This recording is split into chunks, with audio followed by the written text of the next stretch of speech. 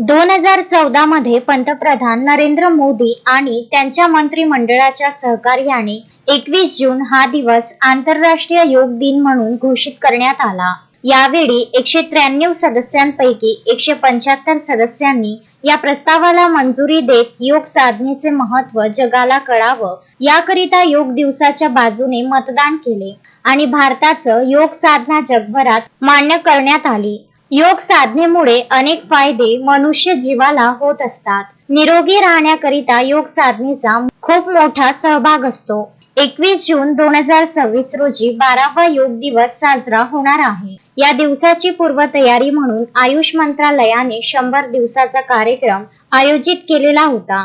या कार्यक्रमाचा दुसरा टप्पा म्हणजेच 75 दिवसाचे काउंटडाऊन बुलढाणा जिल्ह्यातील लोणार येथे होणार आहे, अशी माहिती आयुष मंत्रालयाचे मंत्री प्रताप जाधव यांनी पत्रकार परिषदेमध्ये दिली। येत्या 7 एप्रिल रोजी लोणार येथे भव्य दिव्य योग साधना दिवसाचे सुरुवातीकरिता अनेक संस्था, अनेक अध्यात्म गुरु, बचत गट, शाळा एकवटल्या असून जिल्ह्यातून मोठ्या संख्येने जनतेने या योग शिबिरामध्ये सहभाग घेऊन एशिया बुकमध्ये बुलढाणा जिल्ह्याचे नाव मुद्रित करण्याकरिता प्रयत्न करावे असे आवाहन मंत्री महोदयांनी केले आहे। महेंद्र मिश्रा, विदर्भ न्यूज, शेगाव।